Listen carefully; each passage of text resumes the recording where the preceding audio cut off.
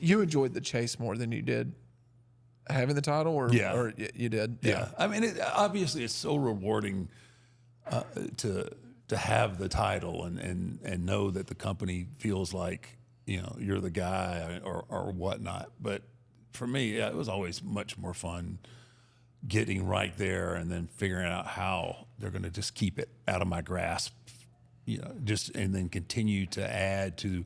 Okay, well, you got away this time, so now we're going to go to a cage, and then the cage didn't work, so now we're going to go to the cell, and we're going to do these different things. But yeah, my character being what it was, it really never needed the title. Obviously, I'm very proud of my title runs or the number of times that I won the title, but it was always the chase. I would imagine when you're a professional wrestler, you're in that locker room, what's going through your mind most of the time, I would imagine, is I want to win the title. I want to be that guy. I want to be that guy. I want to be that guy. What part in your career did it become, I don't need the belt. I don't need that. I can look in the mirror and know that my spot on the roster and the people in the corporate, in the building there in Connecticut, they know who I am and they know what I'm doing and they respect me. The locker room respects me. The crowd cheers me just as much. I don't need that title. I'm not as worried now of trying to go get that title. When did that happen? I think I was confident in that by 94. Pretty early. Yeah. I realized that the character was such a special thing that I knew I was early on, that I was an attraction. Yeah. Like you said, I was Andre. Yeah. In a sense, people wanted to see the entrance and and the tombstone and some of those things. That was what was the character, and the aura about the character was what was so cool. And it wasn't until I don't know, in the late 90s, I guess, then, that's kind of when I was like, you know what? I was considered, people would talk about, he's a great character, or he's great that character is so great. I think probably my ego got in there a little bit. Like, I want to be known more than just a great character. Okay. I want people to understand that I can go. And that kind of became part of my focus too. It was just something else to motivate me. Yeah. I felt like I had command of the character at that point. Now I want to have command of the character, and I want to give these good matches. Yeah. And so that motivated me. And especially after I did the American Badass run, which allowed me to work a little more and a little differently. And then it was like, yeah, I want to have the best match on the card. Yeah. Which, early on, it wasn't necessarily the most important thing to have the best match. It was the most important thing was to present that character the best way that I could, because that's what people were coming to see. They were coming to see that character. So there was some progress there that you had, and just some, like, okay, now I've developed the character. Now what's that next thing? Yeah.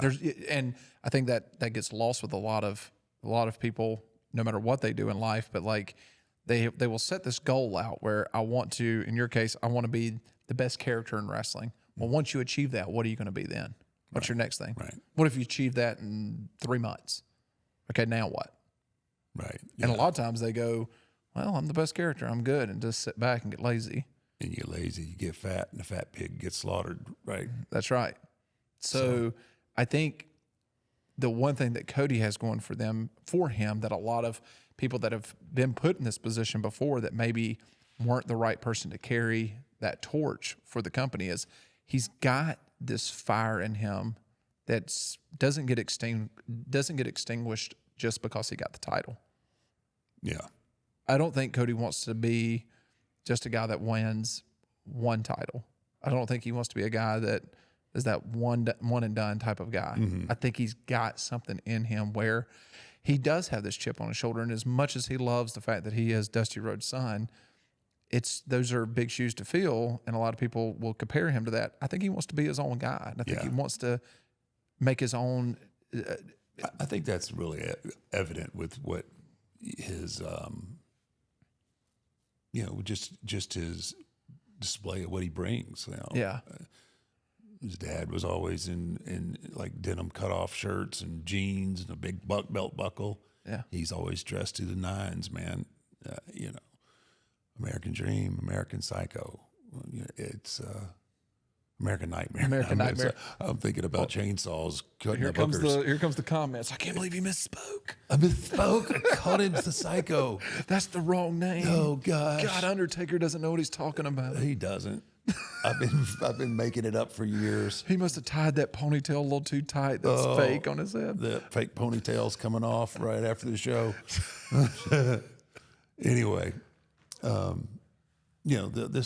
American Dream, American Nightmare. I mean, it's just He's paving his own way. There's connections, but there's a huge difference. Yeah, and I think that's very intentional on Cody's part, and he pays homage where homage is due, but he's trying to be his own man, and his own character, his own guy, and I think he's doing a pretty good job of it. Man, I just keep thinking about him doing a heel turn and just turning on his dad. God, there's money there. Yeah. He stops doing the elbow, or he renames it, or something. Whatever that he does. In the back. There's so much. So much there. People will just, they would lose their minds, right? So down, down south and down, in the Carolinas and everything. Dusty still.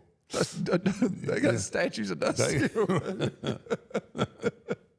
So there's a lot of different. There's a lot of tread left on that tire. No, there definitely is, and I think right now, where WWE is as a company, I mean, I think he's the right guy. I really do. I think that Cody is the right guy to carry the torch right now. Yeah. Well, we'll soon find out. I mean, he's lined up. I mean, he's got a good look. He's good on the stick. Yeah. Can work with anybody. Yep. That's key too. Is being able to, be able to work and have good matches with everybody. Doesn't mind the workload. So, yeah. And I think that's going to be key to carry the crowd for a long time with him, is I think him showing up. You're going to see him, whether he's in the ring or not, you're going to see him in the building at most events, at most TV. He's going to be there. So. I would think so. Yeah. Which is going to be a little bit different than what we have seen, right. From Roman. You want to answer a couple of fans' questions real quick? If they're good. Okay. They're the bullshit questions. I'm not answering. They've been pretty good. If they're not good, I'm not answering. If they're not good, okay. I'm still in my water. You may have. Well, you got Happy Dad. I guess I do. Yeah. Guess I'm drinking Happy Dad. There you go.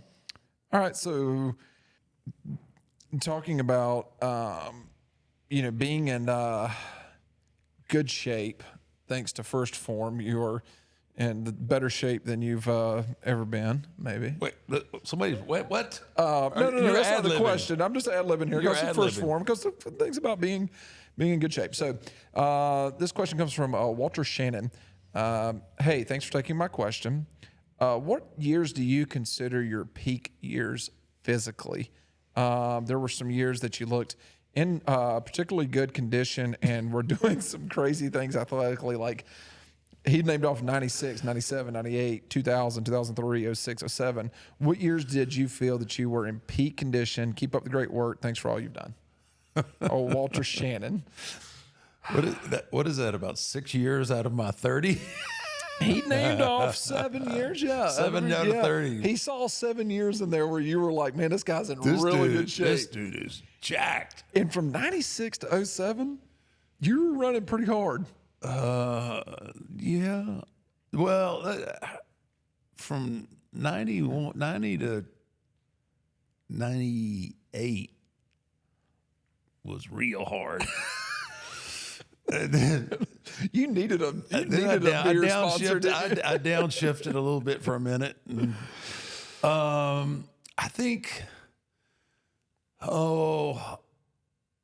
think around 2000 to 2002, 2007, somewhere in there, I felt like, I think physically, that was probably the best. Cause so when I came back in as the American Badass, man, I was really heavy.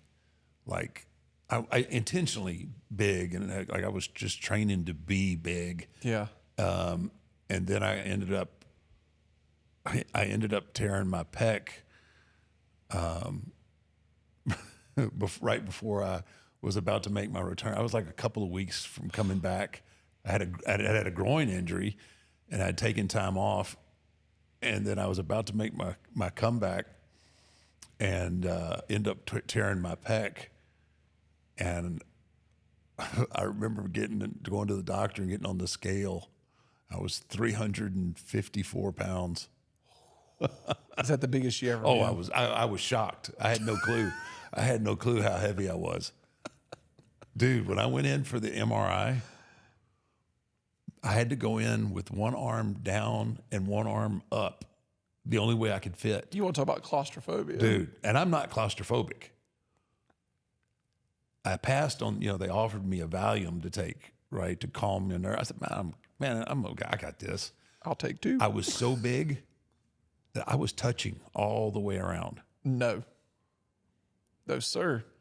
Anyway, so I'm in there, right? And I'm in there for, I don't know, 30 minutes or however long it takes, and it's like, and I don't know. They said, so they get through with it, and they said, can you stay in there a little longer? Now I'm already sweating, right? Like, because when you start breathing heavier, it feels like it's constricting, right? Oh yeah. And they said we need to take it one more different image of because I had tore the tendon.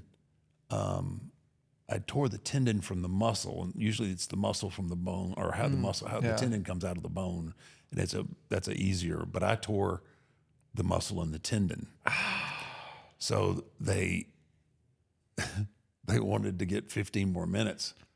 15 more minutes, man.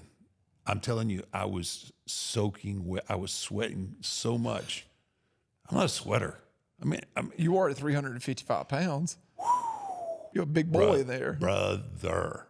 They pulled me out of that thing. I was like, whoa. But yeah, I was 354 pounds.